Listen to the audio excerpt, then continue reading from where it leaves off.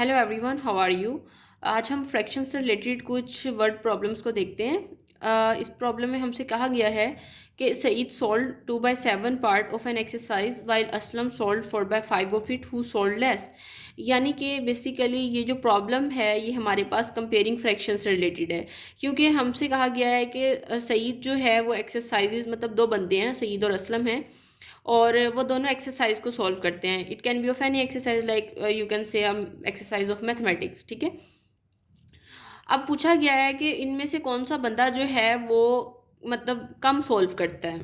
हमें सिर्फ फ्रैक्शन पता है, हमें नहीं पता कि एक्सरसाइज में क्वेश्चंस कितने थे, कितनी बड़ी एक्सरसाइज थी, बट हमें जस्ट उसकी फ्रैक्शन दे दी गई है।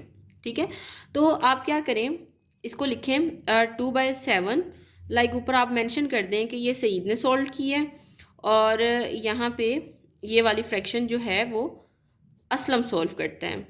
ठीक है, अब इसको कंपेयर जब आपने फ्रैक्शंस को करना है, इसका आसान तरीका ये है कि आप असलम की फ्रैक्शन के डिनोमिनेटर को सईद की फ्रैक्शन के न्यूमिनेटर और डिनोमिनेटर यानी कि इससे मल्टीप्लाई भी कर दें और डिवाइड भी कर दें।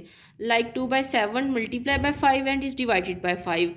And in the similar way Aslam वाली जो फ्रैक्शन है आप उसको जो सईद की फ्रैक्शन है उसके डिनोमिनेटर से मल्टीप्लाई भी कर दें एंड डिवाइड भी कर दें। ठीक है, then after simplification 5 2 10 and 5 7 35 and 7 4 28 and 5 7 35।